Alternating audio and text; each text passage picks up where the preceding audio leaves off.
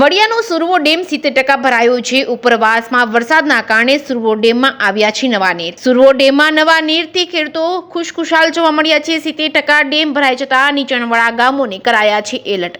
વડિયા, ચારણિયા, ચારણ સમઢિયા સહિતના ગામોને એલર્ટ કરાયા છે।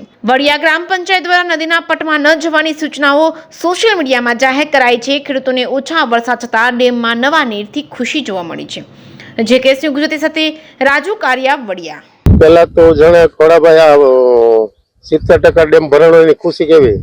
અરે ભાઈ, એની ખુશી તો બહુ આનંદની વાત છે વડિયા ગામજનો માટે।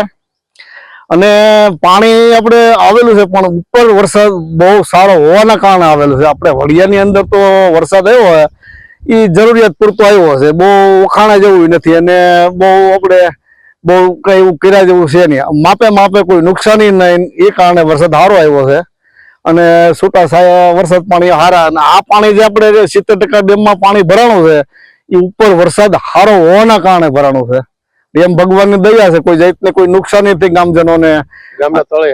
ગામના તળેથી તો માપે માપા ભરાણા ડેમ વિસ્તાર બાજુમાં, બાકી તો હજી તરમાય નથી પાણી આવ્યા।